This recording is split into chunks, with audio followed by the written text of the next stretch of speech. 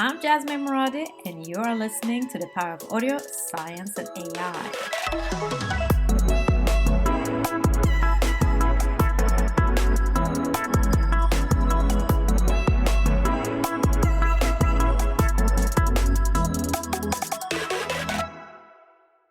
My guest today is my new friend, Geoffrey Stern, the founder of Voice Express, an early pioneer of using voice of things and on-demand media to drive commerce. Today, 26 later, with multi-patents in his toolbox, Geoffrey's products have been used around the world in voice-enabled toys, sentiment expression, photo imaging, direct mail, packaging, and point of sale, to name a few.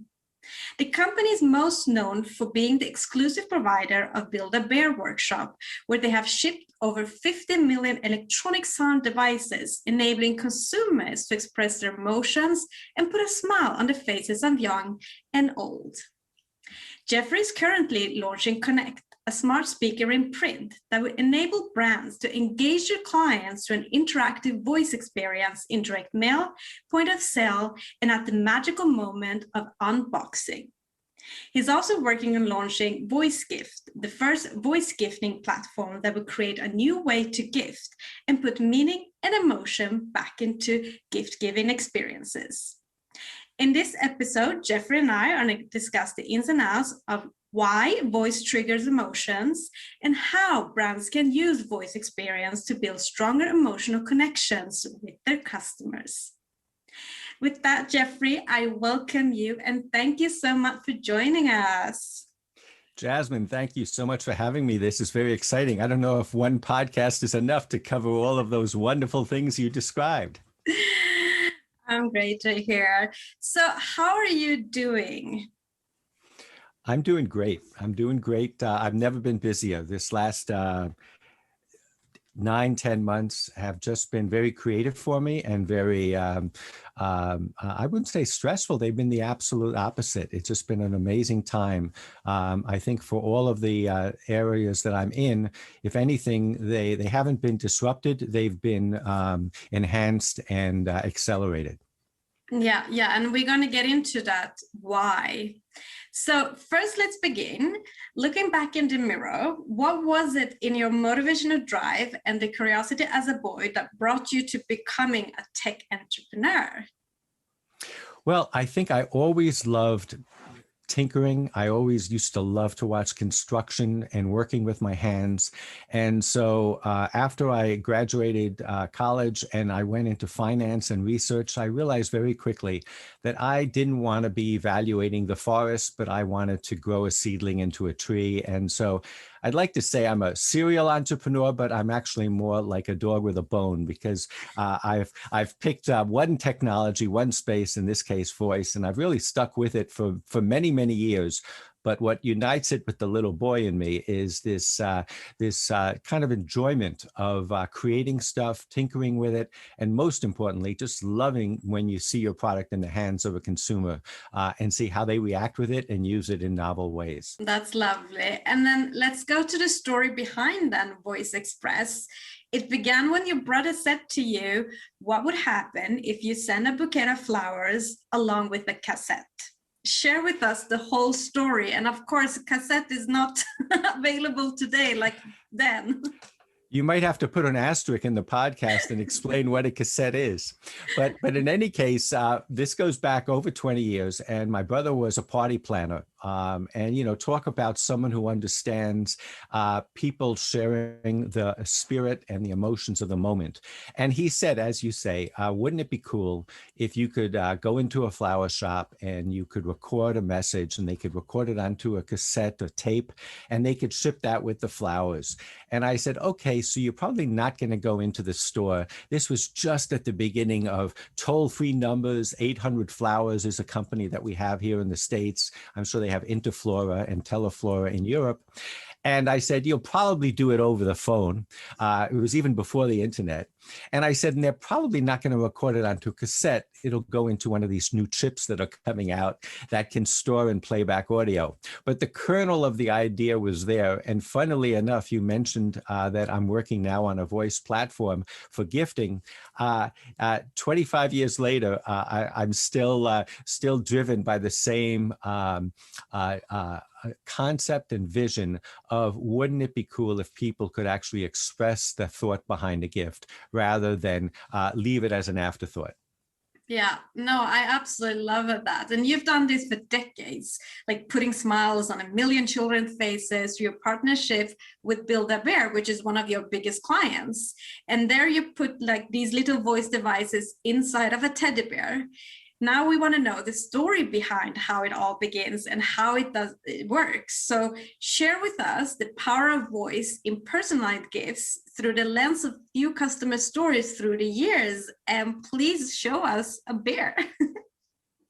So I'd like to just refresh the question a little bit, because I think it's broader than that. For your community that is so interested in voice, ambient sound, and all that, it's really the story of, in this case, Maxine Clark, the woman who started Build-A-Bear, and collaboration with me, understanding how voice has the ability to drive a transaction. Because at the end of the day, she was creating a workshop, an immersive retailing and entertaining experience. So I think she was one of the early ones, besides Disney, who understood the power of imagination and entertainment in retail.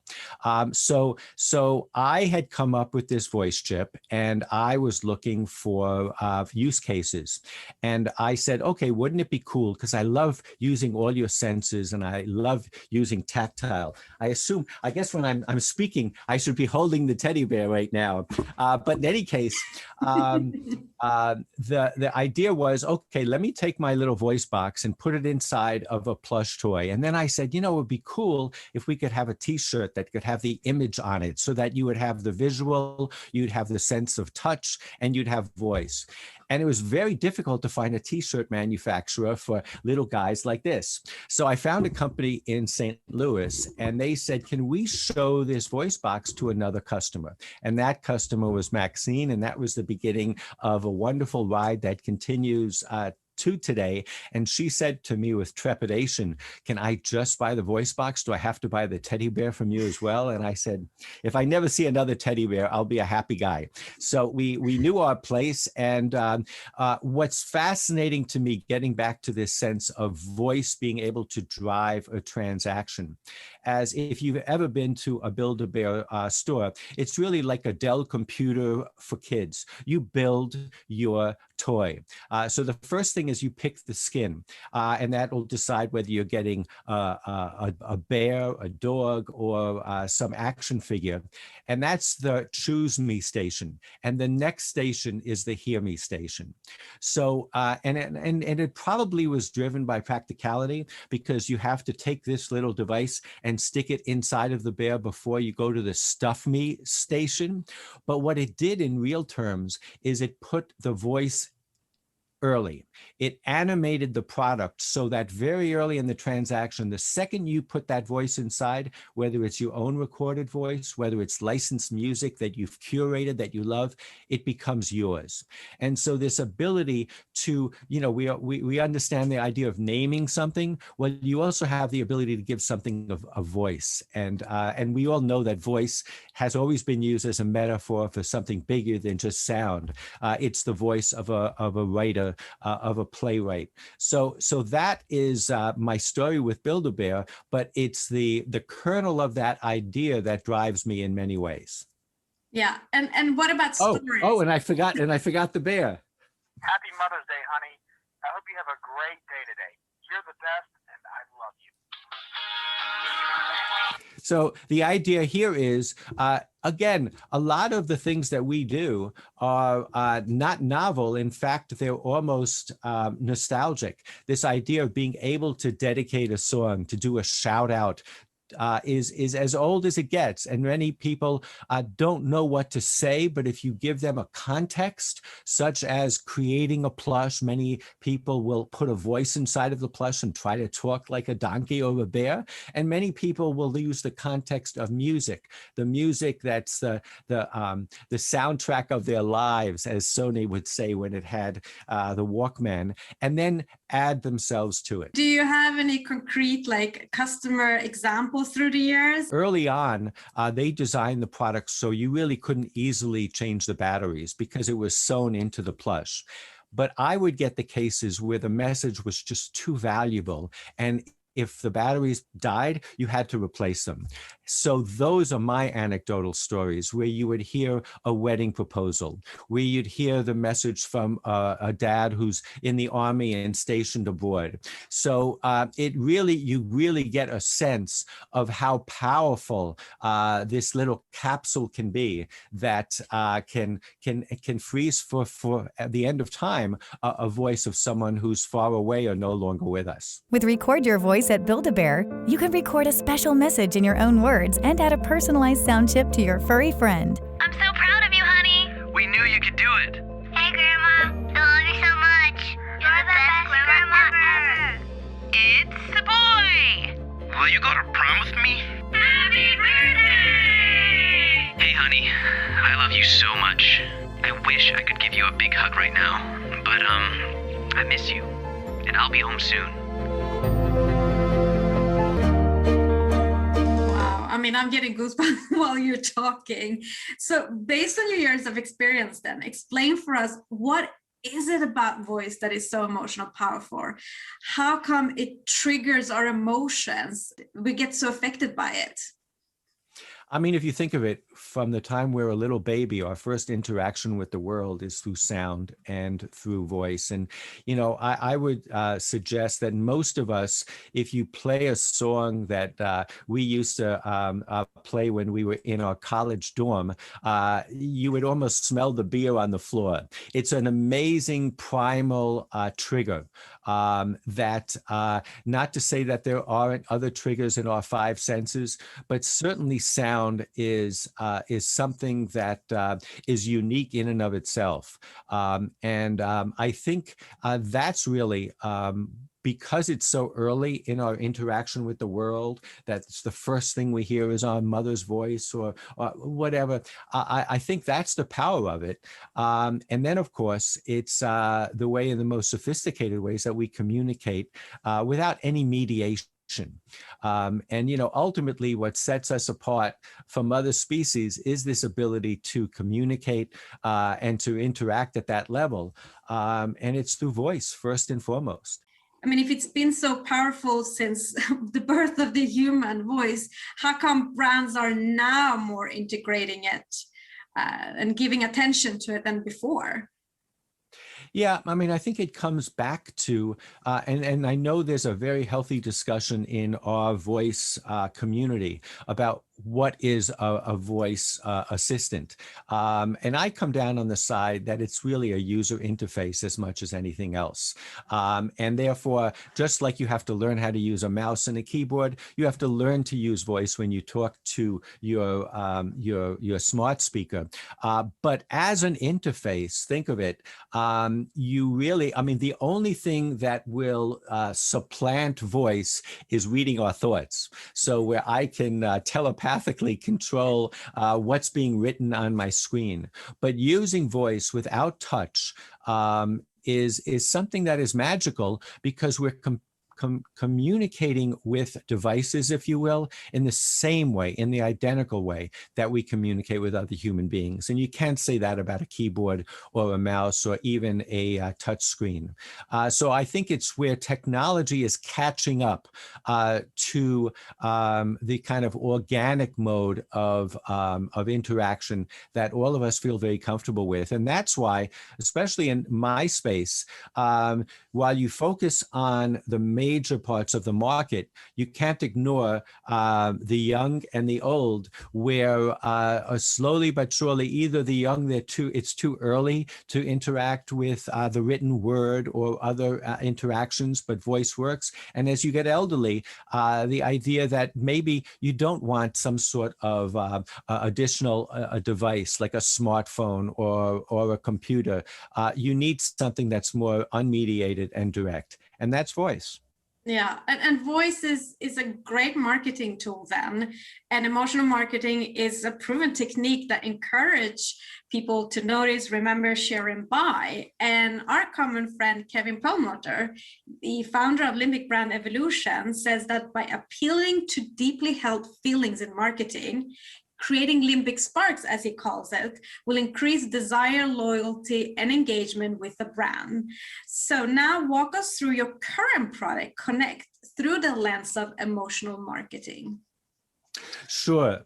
So we for many years in the B2B space and in the brand communication space, because we like to say we help consumers and brands communicate in the most direct manner. So the first thing that happened is you've all seen these kind of Hallmark greeting cards that play music. So we were approached by a publisher in the pharma medical marketing space, and they said that sales reps could no longer get to the doctor. They used to have something called a mini detail, where the rep would schedule a meeting with the doctor, talk about a medication, and the doctor would feel better about it and write more prescriptions. They couldn't get to the doctor anymore. They didn't have an email address, text. They couldn't get back through the gatekeepers. So they said, could you make a card that could contain all the technical information, but also contain buttons?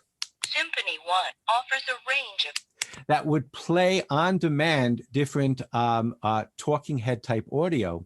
And we probably produced tens of thousands of these. And sure enough, the medical industry is really good at tracking efficacy of both drugs as well as marketing things like this. And truly, the doctors did write more prescriptions because they felt more comfortable with the product. And the next step, and everything is once we innovated and got into the market with that product, we had people that were copying us, and it became a little crowded. So then we showed them a similar type thing, just a simple card that would play video.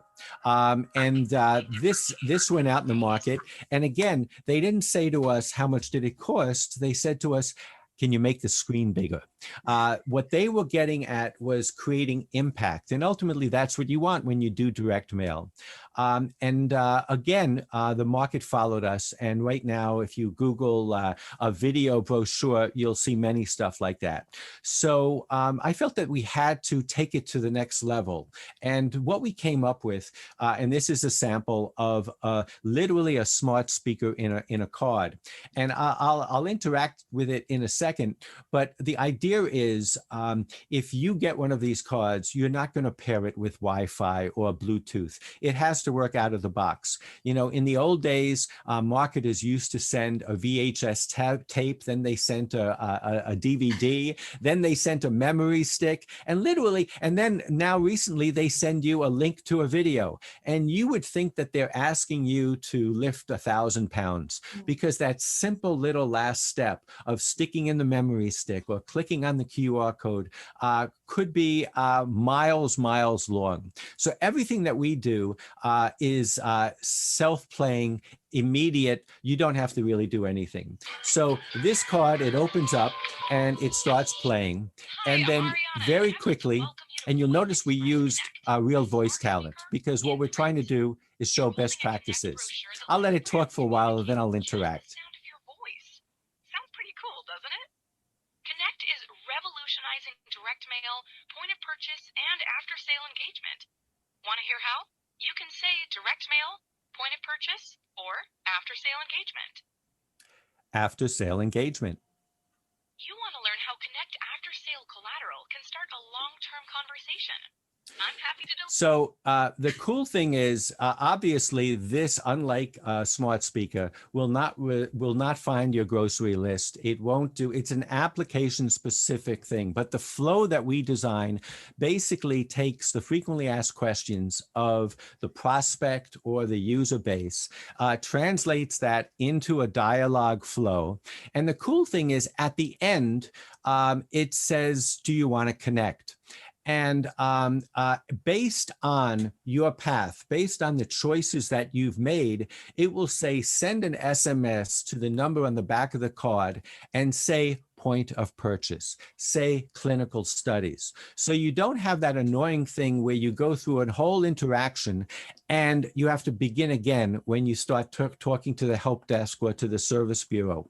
And we can get very specific in that regard. And that's really where our IP is, the ability to gather information through this unconnected device and then connect you with either a skill, an app, or a service bureau, and it could very easily give you a code, say 7932 to the service bureau or in your SMS, and that code would represent a doctor who is interested in clinical studies, who is interested in dosage and side effects. So it's really the holy grail, we believe, of what direct mail is supposed to be, which is not only something that engages and informs, but gives you the ability then to act and to get the results and the information that you need. Yeah, I mean, I'm the kind of person that loves asking questions and constantly looking for a response. I call myself the walking Google search. And let's get into then bringing this product into stores, that when I'm in stores, I can actually get really frustrated when I can't find a staff to help me out. So that's how I love your product. And it enables brands to put a voice brochure next to the product in stores, shelf talk, for customers to get, as you say, quick and relevant information. For example, if I'm standing and figuring out which shampoo I want, which one is best for my hair. And also, I read on your website regarding the mood entertainment case study, where research shows that in-store shoppers who listen to a music sample were 400% more likely to buy the CD. So tell us about this and the case study and the research findings. So Jasmine, this is really in your sweet spot, I know. And you've done all sorts of studies about ambient sound and stuff like that. But we were approached by this company called Somerset Entertainment. And they created these very high-touch kiosks that would go into card shops and other places in the days that people were buying CDs, music CDs. And many of them had the headphones, and you would go in and you would be able to sample before you purchased, whether it was meditation sounds or holiday sounds or nature sounds. And they wanted to expand into the big box retailers like the Costco's and the Walmarts. And to do that, what they had the idea is, could we have a self-liquidating display? Meaning to say that this thing was so inexpensive, but nonetheless retain the ability to provide the information and the musical environment that at the end of the day, when you've sold out of all of the CDs, you can almost return it to the company or just dispose of it. And the other thing that they found was that their very high-touch music sampling displays broke a lot. And the expense of having to send in reps to fix them was expensive. So we basically created this unit here that's behind me. And we just made the module. And it has a very straightforward touch panel behind it. And you can literally sample all of the sounds. We used to ship the module itself by ocean. And then we created a little, a little chip, an IC that would go in. So last minute, they could air these minuscule little things that would have the music programmed on them. But getting back to your question, even then, we found that people were reticent to put a headphone on that somebody else had worn. But certainly the ability to literally at the point of purchase without adding a whole bunch of hardware. And that's why I love, the shelf talker concept, because you will go into stores today and you'll see kind of pre-COVID displays that, number one, have touch panels. Consumers are not touching as much as they used to anymore. That's not the interface of choice. So clearly voice has the potential to be able to serve as that interface, to be able to get the information. But more to the point, you saw that we can put this technology into something as discrete as a card. You saw that it didn't have to be paired with Wi-Fi or Bluetooth. These are all things that are important in the real world of retail, where you need to be able to ship a display. It needs to be unboxed. It needs to be working out of the box. And most importantly, shelf space is so valuable. So you don't want something that takes up shelf space from product. And we think that we're at least pointing the industry in a particular direction where, in your example of picking the right shampoo, is it because you have split hair, split ends, or dry hair or whatever, and you're just overwhelmed by choices, that we can start what's considered conversational commerce, where you can then engage and get answers to the most frequently asked questions. And yes, maybe at the end of that conversation, there's a QR code. Putting a QR code before the conversational commerce is a little bit of a challenge. But once you engage somebody in a communication, then you can easily move to their smartphone, or you can move to other platforms. But it's really as we all know, it's like, hey there, and you look around, and the conversation begins. So we feel that in modern retail, whether it's on a shelf talker, whether it's an end cap, whether it's even on the shopping cart that you move along as a welcomer to the store, there are many opportunities for something that's discrete, application specific, potentially sponsored by the brand, to move consumers along the path to purchase. Yeah, and research has also shown that 60% of choices are made directly in the stores, and then to be able to engage the customers. And majority of the time, as you say, there's a lot of options. So if you can give that information very quickly, it's easier for them to say, oh, okay, that's what I wanted, and they will purchase it. However, if every brand is going to use this point of sale voice approach, it can become pretty crowded, loud, and disturbing. So how to approach this? Well, I mean, I think that all of us in the voice community, we're still at the beginning of the curve. So while it's wonderful to consider when there will be a cacophony of voices, and we're still a way away from there. But part of our approach is to make the audio as specific to the product or the item as possible, and so therefore it almost becomes discrete in that regard. And that's a wonderful segue to maybe the direction to be taken is where packaging has this kind of interaction, so that it's not simply something that works on the shelf, but when you take the product home, it is something that makes sure that you discover all of the features of a new purchase, make sure that you use it properly, so forth and so on. Yeah, and talking about bringing the product home, that's like post-purchase. And personally, I've always been fond of watching product installation on YouTube rather than reading the instruction sheets, which is a lot of text. I don't know where to start. I even say that IKEA is not easy enough for me. So again, what I love about your product, as you're explaining it, is that brands can send a voice brochure in their box as the product to thank them for the purchase. And the voice can explain to them how they can use the product. Can you give us some few creative examples how your clients have used this technique? Well, Jasmine, you love anecdotes, and we all do. And when I started this company, there was one brand out there that really understood what sonic branding is, and I know that that's the subject that you've dealt with in your podcasts and your writings, and that was Intel, because Intel had a product that you couldn't see with your naked eye. It was a chip. It was the power behind. So first they came up with this concept of powered by Intel, and then they came up with this wonderful sonic boom, bong they used to call it. So the one brand that I said to myself, I have to do business with is Intel. And sure enough, one quiet Tuesday, the phone rang, and there was a crusty old engineer from Intel. I almost pictured him with a cowboy hat on. And he said to me, we're quite along in the development of a very small computer, the size of really a hockey puck.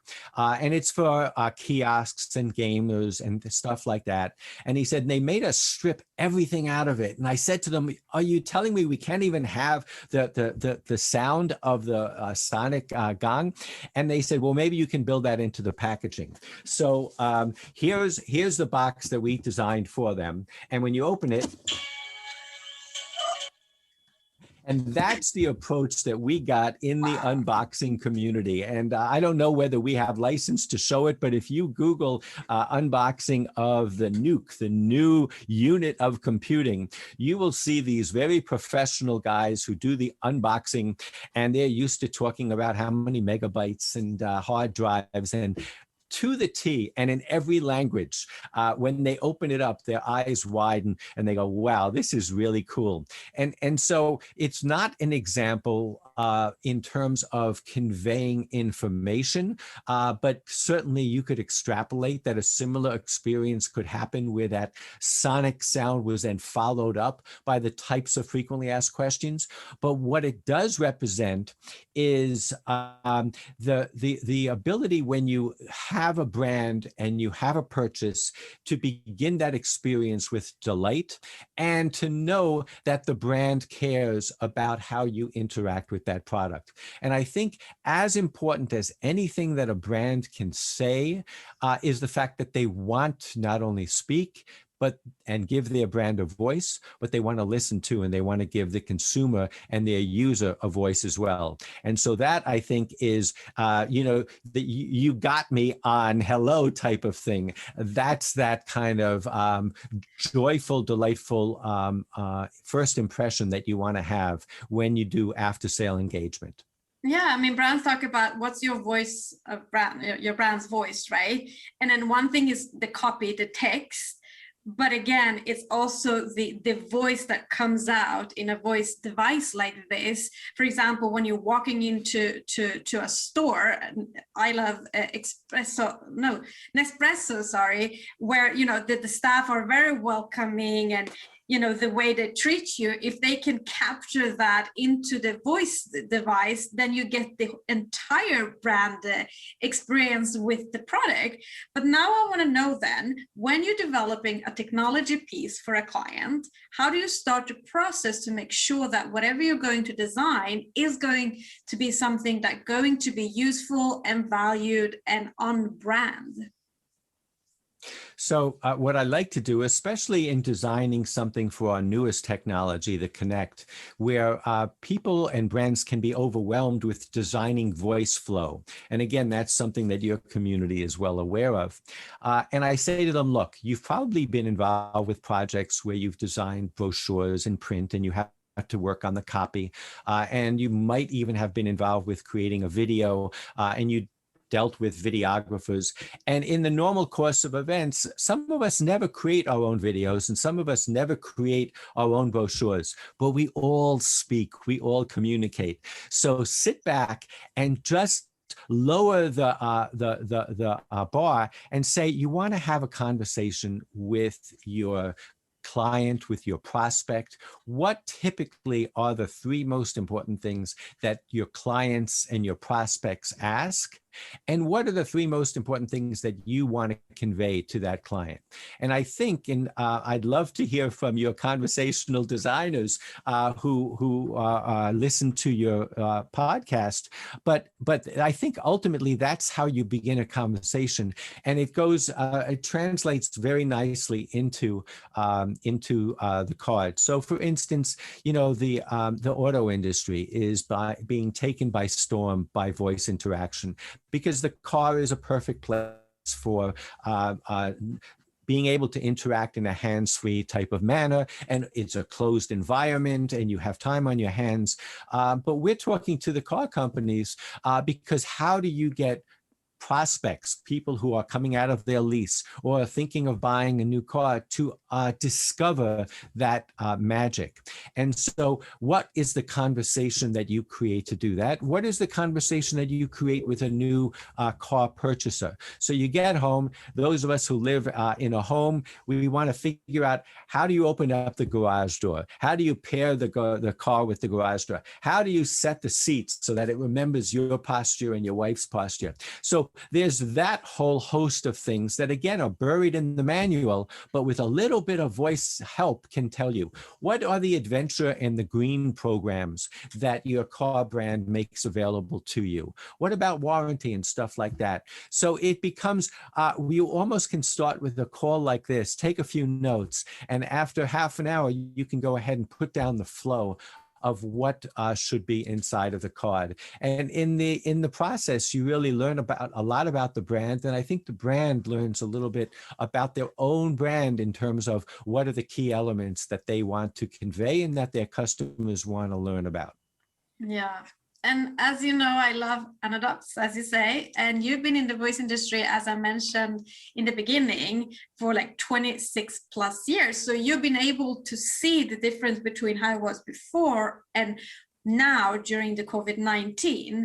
So how important would you say then is emotional content and messaging in the new now? And once again, share with us a few examples on how brands can and are using voice experience to create a feeling of safetiness during a period of time when we are too afraid to touch the world around us.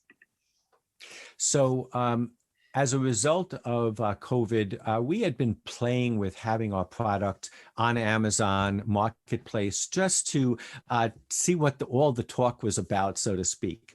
And what we have found is the most exciting part is we get to hear the voice of the customer. So we get these not only reviews about how well the product worked, but also use cases. So we have one product that is a little voice tag that's designed to go with gifts and to, again, deliver that thought behind the card. But all of a sudden, we're seeing the power of a familiar voice. So we're getting stories about people who have parents in assisted living institutes that are literally isolated and cut off. You know, we all thought that the emoji killed the telephone. And here now, people are talking on the phone and they're not transacting on the phone. They're just listening to a voice because we're all been isolated over the past year. So it's not, now I'm going to go beyond voice as a user interface and voice as a medium that can really convey emotion and the types of things that Limbic talks about, those limbic sparks. So it's the ability to really provide a familiar voice on demand. So when someone's lonely, when a child, we have stories of that people have posted on Amazon where military families have a mom or a dad who are stationed abroad, and the kid has the voice of the parent who's not there, and they listen to it every night before they go to sleep. So again, what we create is application specific. You wouldn't do that with a smart speaker. You wouldn't do that with an app on your smartphone. You have something that's tactile that maybe you can draw a picture on, maybe you can put a fingerprint on, something like that. And I think that is one of those trends that were there and we knew about, but has become really accelerated in terms of these times of COVID. And I don't think it's going to go away, because I think, one of the biggest challenges for the voice industry is discovery. You create an amazing skill or Google action, and then how do you get people to discover it? And we'd like to hope that we play a small role in helping people to discover the power of voice. We're almost as though what we're doing with our voice of things and our self-playing voice is the training wheels of the industry, that we get these products out there and people go, gee, that made me tear up a little bit. That was powerful. And to start to understand that. And I think for the industry, we have to think differently about service bureaus and call centers. When in the old days, you were on the phone with someone from a service bureau, you knew that they were probably paid a premium to get you off the phone as quickly as possible. And I think what COVID has done possibly, and you get it with really forward-thinking companies, that the agent on the other line will say, well, how's your day? And where are you located? And how are you doing? And maybe for those forward-thinking brands, they're being paid a premium to keep people on the phone, because what are brands doing if not trying to engage and create a relationship with their users?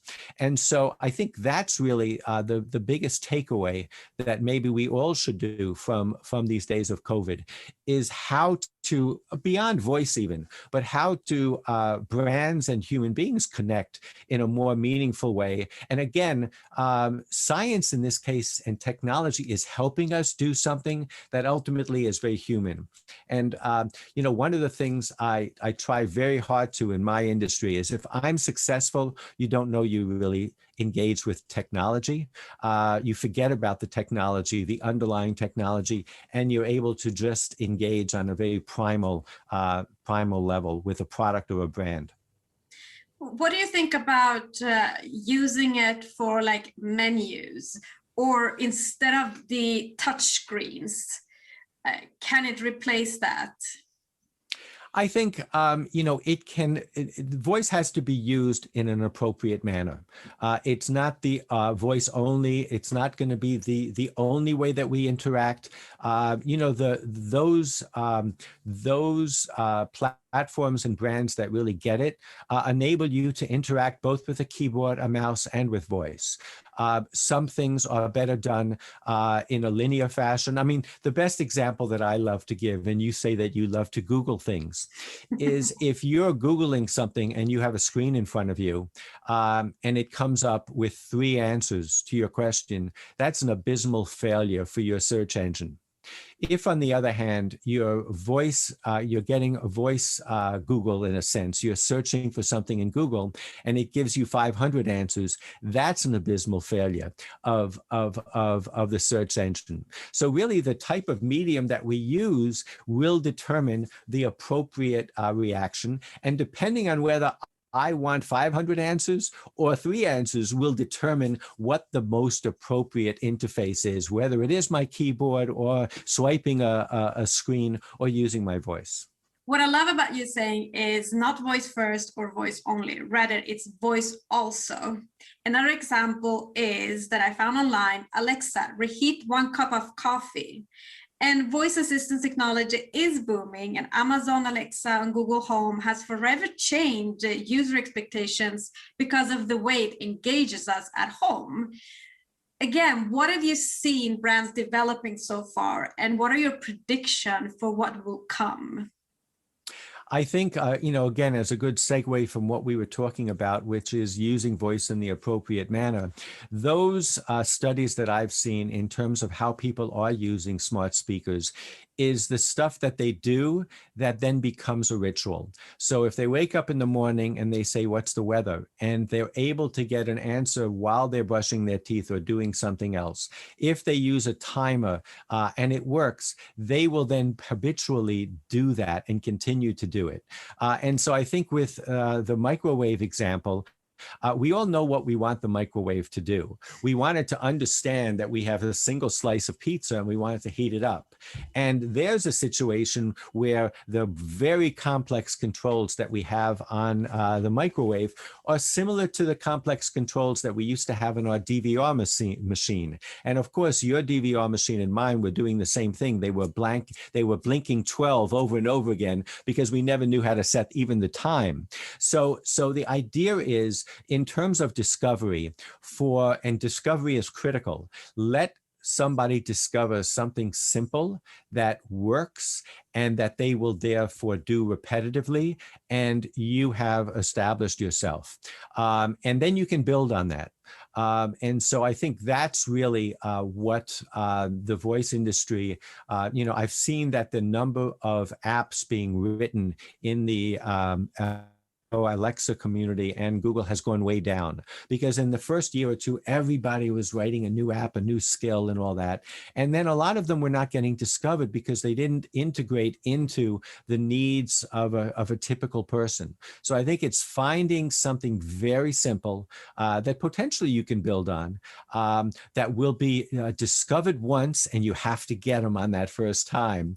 And just to show this is going to work and is something that will make your life easier. And I think that's ultimately the future of the industry. And it's happening. Every success we have, every successful use case is going to be driven in that direction, but we're never going to be totally voice only. No, I don't think that either. So now I want you to share with us your best practices on how brand leaders can use voice experience to build stronger emotional connections through memories with their customers.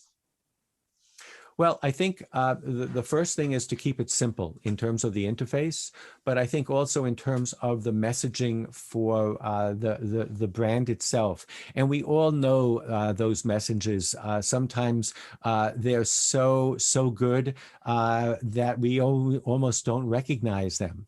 We talked about the Intel, but there were those little discrete sounds that go along with whether it's opening up your fridge or getting into your car.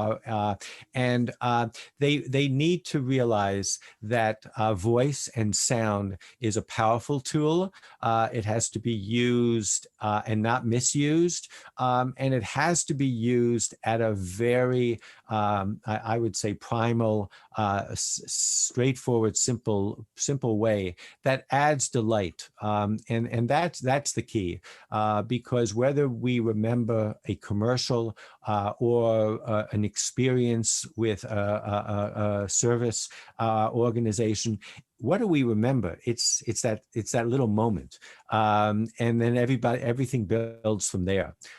So I guess my answer to you is just always remember delight, and remember that little boy or little girl that we started the podcast with, who liked to tinker, or we all have that in us. And I think that's why I find, people will say to me, "Oh, Voice Express, you're in the right place at the right time." And many times I think I've been in the same place for a long time, but being involved with voice and coming at it from the toy industry dictates that I always do remember those most primal and delightful little moments that we have as a child, because there's a child in all of us. I agree with you, but also that brand leaders should think about using voice that it has emotion in it. With that, I mean, now I'm seeing popping up on the internet that instead of like reading or the video or reading the text, there's also now like an audio so you can listen to the text,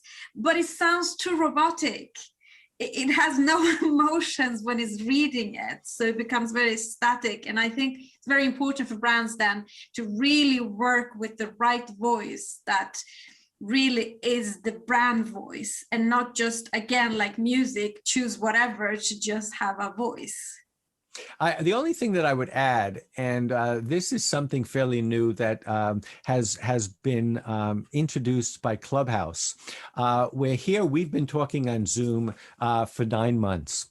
And, I spent this morning saying, is my background too cluttered? Am I, but but what Clubhouse has done has shown the magic of voice only.